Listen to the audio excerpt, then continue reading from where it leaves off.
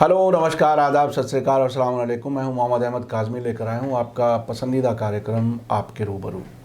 इस कार्यक्रम में हम देश विदेश की बड़ी ख़बरों के बारे में चर्चा करते हैं और बहुत सी वो इन्फॉर्मेशन हासिल करने की कोशिश करते हैं अपने ख़ास मेहमानों से जो आपको आम तौर पर दूसरे माध्यमों से नहीं मिलती।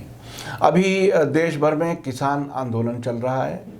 3 कानून ऐसे हैं जो किसानों को पसंद नहीं है। सरकार कहती है कि साहब हमने आपके लिए बहुत बड़ा काम किया है, आप इसको तोहफे को कबूल कर लो, लेकिन किसान सड़कों पर है, दिल्ली को घेरे हुए है। अभी हालात ऐसे हैं कि भूख हड़ताल तक बात पहुंच चुकी है और जिस सरकार ने दिल्ली में आने से रोकने के लिए सड़कें खोद डाली थी वो अब 5 दौर की बात कर चुकी है और अब और भी बात करने के लिए इशारे दिए जा रहे हैं। लेकिन इसमें कंट्राडिक्शन ये है कि कभी ये कहा जाता है कि अपोजिशन पार्टियां उकसा रही हैं किसानों को, कभी अब एक ताज़ा बयान आया है कि टुकड़े टुकड़े गैंग जो है वो इसमें इन्वॉल्व है, और अब एक और भी बयान आया, उसमें ये हैं रागिनी तिवारी, एक हार्डलाइन लीडर, क्या कुछ लोग बड़बड़ाने वाले होते हैं जो कुछ भी बोलना चाहते हैं अपने आप को अखबारों में लाने के लिए और सियासत में ज़िंदा रखने के लिए, और शायद ऐसे लोगों को सियासत में रहने का हक़ इस मौजूदा हुकूमत ने और मौजूदा रूलिंग पार्टी ने दिया हुआ है, जो संविधान के बिल्कुल ख़िलाफ़ है। इस सब पर बात करने के लिए मेरे साथ आज ख़ास मेहमान हैं अलीगढ़ मुस्लिम यूनिवर्सिटी के फॉर्मर स्टूडेंट्स यूनियन के फॉर्मर प्रेसिडेंट और आज़मगढ़ से 2 बार लोकसभा के इलेक्शन लड़ चुके हैं बहुत ही मजबूती के साथ, जेड के फैज़ान साहब। आप पेशे से वकील हैं लेकिन सामाजिक कार्यकर्ता और बहुत ही आवाम के दरमियान रहते हैं, अपने इलाके में लोगों से जुड़े रहते हैं, रहते दिल्ली में हैं लेकिन अक्सर आज़मगढ़ जाते रहते हैं। जेड के फैज़ान साहब, वेलकम है आपका मीडिया स्टार वर्ल्ड में। आप काफ़ी दिन के बाद हमें वक्त दे पा रहे हैं।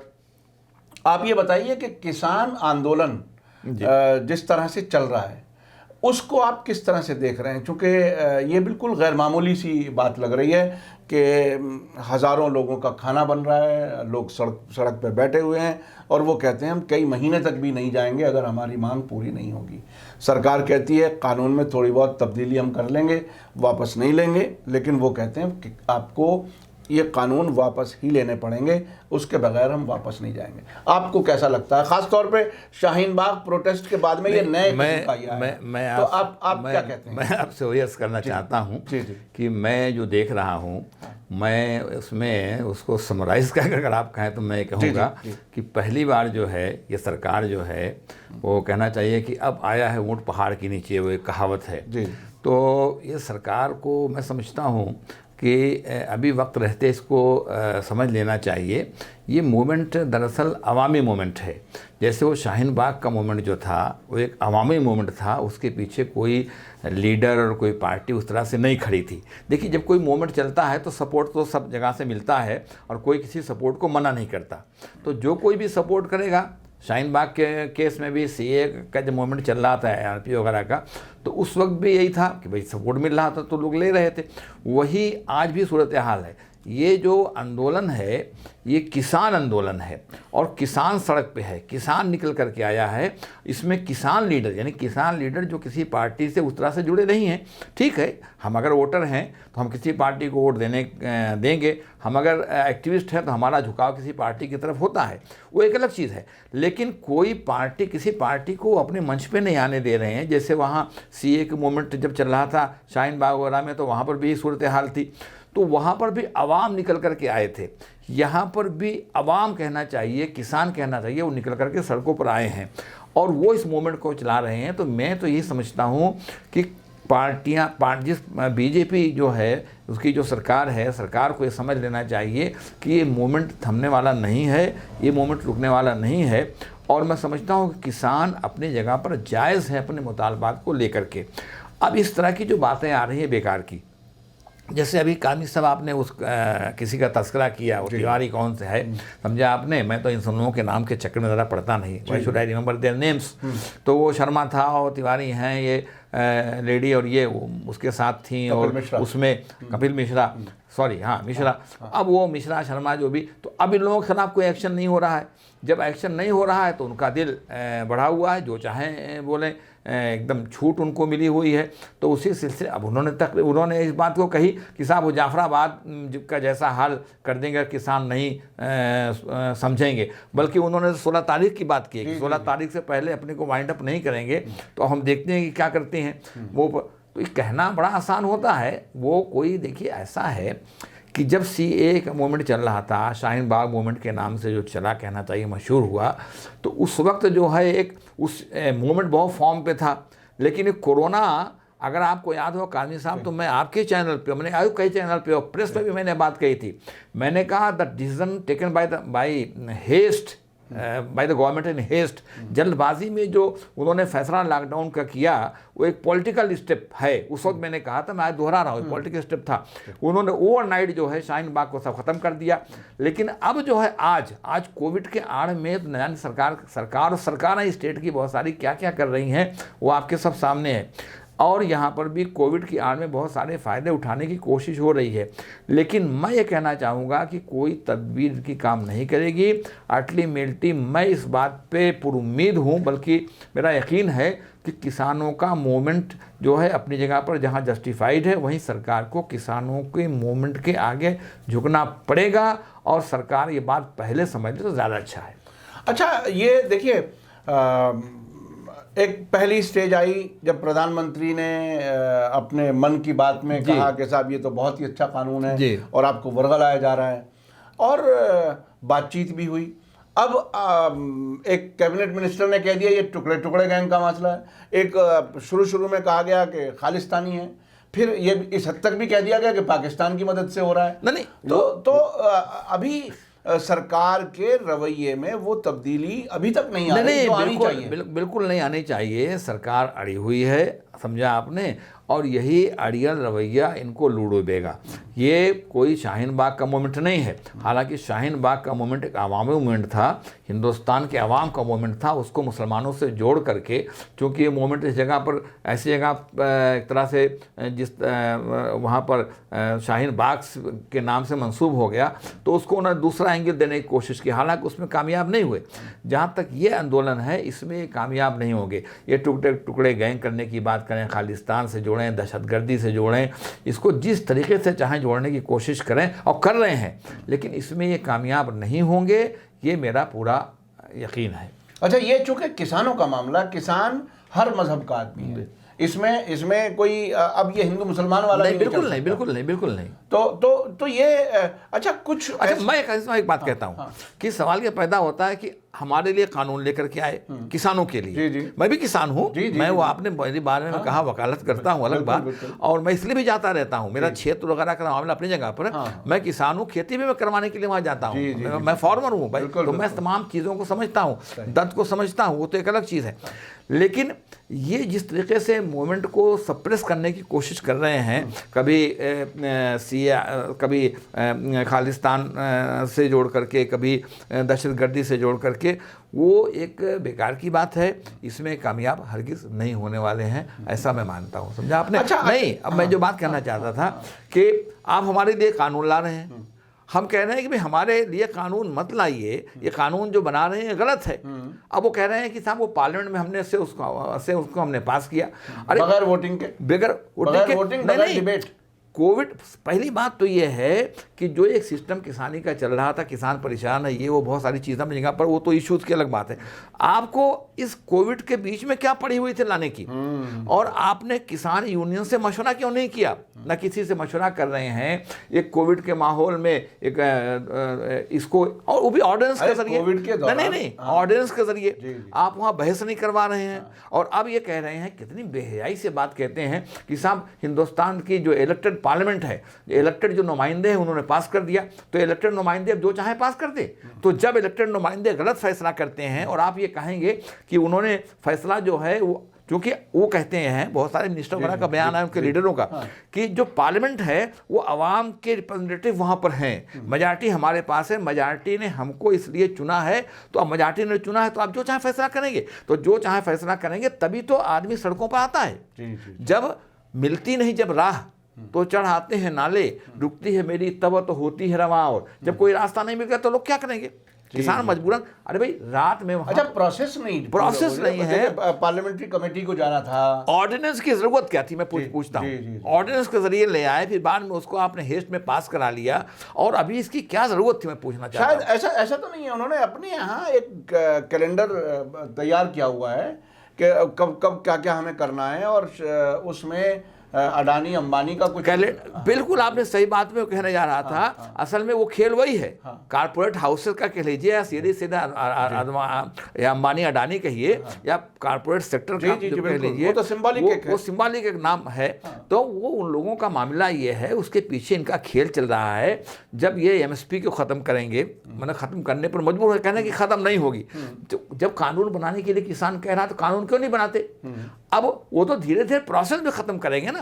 जब आपने कानून बना करके बाहर मंडी बनाने की इजाज़त दे दी, तो मंडी तो ऐसे बनेगी नहीं। मंडी बनाने के लिए सैकड़ों करोड़, हज़ारों करोड़ रुपए की ज़रूरत पड़ेगी, और इस तरह से वो खरीदारी की पड़ेगी। तो जब मंडी बाहर बना लेंगे तो अंदर की मंडी तो फेल हो जाएगी।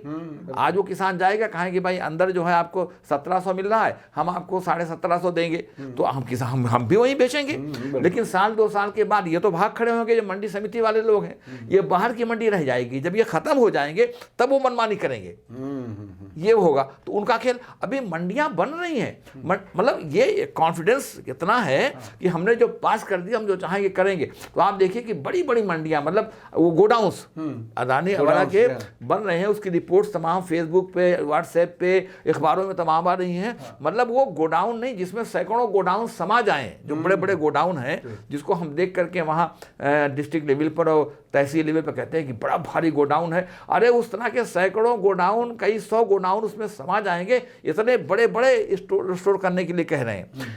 जो एसेंशियल कमोडिटीज़ एक्ट था, जो जमाखोरी के खिलाफ कानून था, कहना चाहिए देसी ज़बान में, उस कानून को आप ख़त्म कर रहे हैं। अब जितना चाहें आप स्टॉक करें, अभी तक तो कहीं स्टॉक नहीं कर सकते। अब वो हज़ारों नहीं लाखों, हज़ारों के तो कोई मसला ही नहीं है, लाखों लाख उसके अंदर अनाज स्टोर कर ले, तो जो चाहे उसके अंदर करें, फिर बाद जैसे चाहे बेचेंगे, जितनी कीमत चाहे ले लें जी। उसके बाद जी, अच्छा तीसरा भाई ये तो है, तीसरा उन्होंने कॉन्ट्रैक्ट फार्मिंग। अब कॉन्ट्रैक्ट फार्मिंग में हमारा कॉन्ट्रैक्ट हुआ, मतलब ऐसा भी है, किसान वहाँ देसी उस पर, मैंने कहा ना कि मैं तो खुद लोकल लेवल पर वो बटाई पे भी देता है, वो वहाँ लोकल लेवल पर हमारा आपका कॉन्ट्रैक्ट होगा, किसान का वो हो गया। हमारे पास पैसे नहीं हैं, आपके पास है, तो आप हमारा 2 बीघा 4 बीघा लेके कर रहे हैं, तो वो सिस्टम तो चल रहा है। लेकिन ये जब बड़े पैमाने पर करेंगे, लिखवा के कॉन्ट्रैक्ट करेंगे। अच्छा, कॉन्ट्रैक्ट में क्या होता है? माफ़ कीजिएगा, किसान की तो बात छोड़ दीजिए, बेचारा पढ़ा लिखा नहीं हो, पढ़ा लिखा है तो थोड़ा मोड़ा है, जैसे भी है, जो माहौल है आपके सामने। ये पढ़े लिखे लोग जो हैं, बैंक के पेपर्स होते हैं, इसके पेपर्स होते हैं। यहाँ दिल्ली में बैठ के बात कर रहा हूँ, यहाँ भी बैठ करके बहुत सारे पेपर खाली साइन मारते जाते हैं। साइन क्या लिखा हुआ है कोई पढ़ता नहीं, वहाँ कौन पढ़ेगा? अच्छा, अब वहाँ पर कॉन्ट्रैक्ट फार्मिंग हो गई। अब उन्होंने कहा कि साहब आपको है, अगर कोई गड़बड़ी होगी तो एसडीएम के यहाँ जा सकते हैं। यहाँ पूरी तफसील का मौका नहीं है, एसडीएम के पास जा सकते हैं, एसडीएम के यहाँ से आगे भी जा सकते हैं, क्या कहते हैं, कमिश्नर के यहाँ जा सकते नहीं, पहले डीएम के यहाँ जा सकते हैं। उसके बाद उन्होंने जॉइंट सेक्रेटरी के लिए कहा है, गवर्नमेंट ऑफ इंडिया, मतलब अदालतों में नहीं जा सकते। अब वो कह रहे हैं, अब हाँ नहीं जा सकते। अब वो कह रहे हैं, जब इतना हंगामा हुआ कि हम ऐसा कर दे रहे हैं अमेंडमेंट करके कि आप मुंसिफ कोर्ट में जा सकते हैं। अरे भाई, सवाल ये पैदा होता है, हम उस पर कुछ कहना नहीं चाहते। एक मसला आता है अदालत के अंदर बेल का, और बेल कैसे होती है? जब वो 1000 रुपये वाला वकील तो कुछ नहीं कर पाएगा, जब 25,000 वाला खड़ा होता है डिस्ट्रिक्ट लेवल में, फेस वैल्यू पे हो जाता है मामला। अब सुप्रीम कोर्ट का मैं क्या कहूँ, सुप्रीम कोर्ट में खुद भी अभी जो हुआ है, अर्नब गोस्वामी को जिस तरीके से किया है, अब हम खड़े होते तो उठा करके सुप्रीम कोर्ट फाइल फेंक देती, कहती क्या हो सकता है पेनाल्टी भी लगा देती कि साहब जो है आप इस तरह का मैटर उल्टा सीधा लेकर के आ रहे हैं। लेकिन जब वो करोड़ों रुपया फीस चार्ज करके वकील खड़ा होता है, तो जो हुआ आपके सामने है। किसका मुंह बंद करेंगे? हिंदुस्तानी करोड़ों आवाम का मुंह बंद करेंगे आप? जुडिशरी के ऊपर जो क्वेश्चन मार्क लगा है। अच्छा, क्या बीच बीच में कुछ ऐसी खबरें भी आई थी कि कुछ लोगों को ये बता करके वो किसान हैं, वो मिनिस्टरों से मिले, लेकिन वो बाहर निकल के आए तो सब वो मतलब सैबोटेज करने की भी जो ऐसा है ना काजमी साहब, हम तो बहुत सारे मूवमेंट को चला चुके हैं, जानते हैं। जब मूवमेंट चलता है तो इस तरह के बहुत सारे, देखिए सरकार की पूरी कोशिश है कि सरकार आ गई है, मैंने कहा ना ऊंट पहाड़ के नीचे पहली बार आया है, समझा आपने। और ये और ज़्यादा अब वो मीडिया जो है, माफ़ कीजिएगा, सोशल मीडिया ना हो तो क्या हाल हो, दो एक चैनल को छोड़ करके उसको गोदी मीडिया, लोगों ने सही कहा है, कोई गोदी मीडिया कोई मोदी मीडिया, उसका वो पता नहीं कहाँ से खबरें लाते हैं। अब वो 5 आदमी को पकड़ के ला के कहाँ किसान नेता हैं, कहाँ से आए हैं, जो किसान यूनियन बड़ी बड़ी हैं, खुद आरएसएस से जुड़ी हुई जो किसान यूनियन है वो भी इनकी हिमायत कर रही है, करने पर मजबूर है, समझा आपने।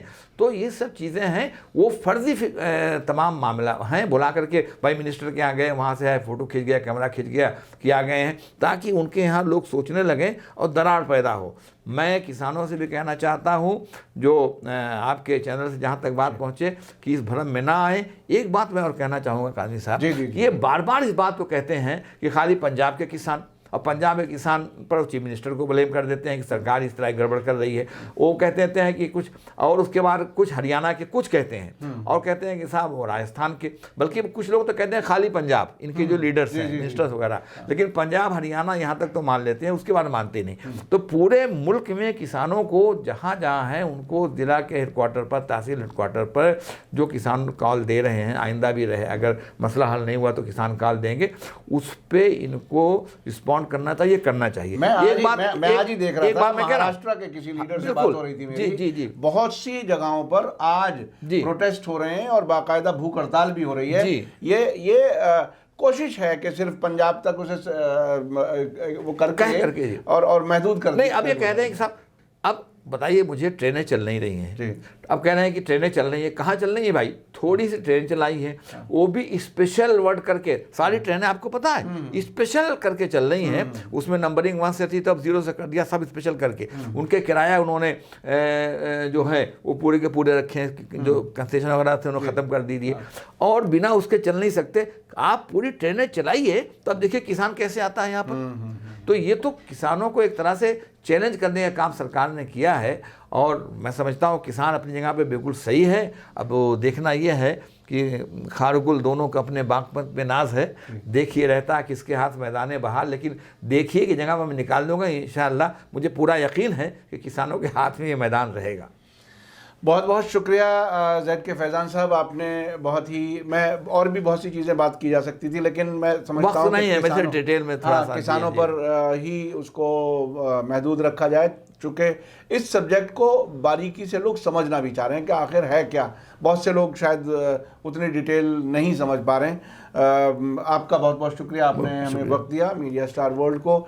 और मैं दर्शकों से कहना चाहता हूं कि जो इंसान ग्राउंड पर रहने वाला होता है, जो चीज़ें समझने वाला होता है, सोचने वाला, एक बार कहता हूं कि अभी जो MSP की बात हो रही थी, किसान कानून बनाने की बात क्यों कर रहा है? ये तो जो कानून लाए इसकी खराबियां हैं, और उसमें तफसील जाने का मौका नहीं था, मैंने पासिंग रेफरेंस में कुछ बात कही।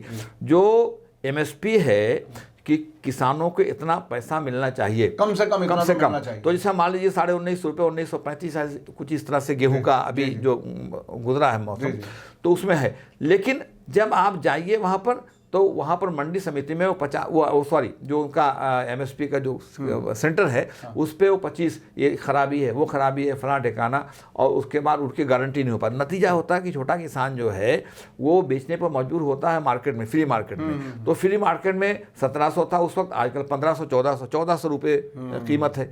तो किसान आज भी MSP नहीं मिल रही है, 1400 कहाँ 19 साढ़े 1900।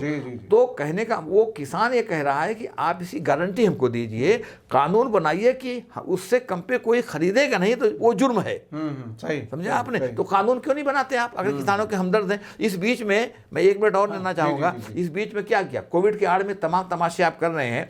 कितनी बार डीजल, अभी भी पिछले दिनों का दाम बढ़ रहा है डीजल का, पिछले 22 दिन तक बढ़ता रहा, डीजल के दाम बढ़ गए और तमाम चीज़ों के दाम बढ़ गए सब। तो अब लागत तो बढ़ती जा रही है, प्राइस जो है घटती जा रही है फ्री मार्केट के अंदर।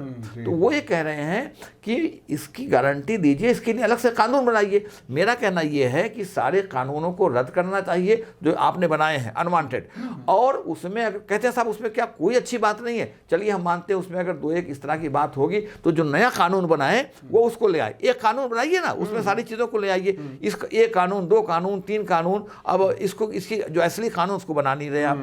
तो ये भी समझने की जरूरत है। जी। ये बहरहाल लगता तो यही है कि जाल फेंका है फंसाने का और कॉरपोरेट घरानों को पालने का, एग्जैक्टली वही। और किसान चूंकि पूरे देश में फैला हुआ है और किसान डायरेक्ट और इनडायरेक्ट तकरीबन 70 से 80% लोग जो हैं वो उससे जुड़े हुए हैं। तो सरकार के लिए ये एक बहुत बड़ा चैलेंज है।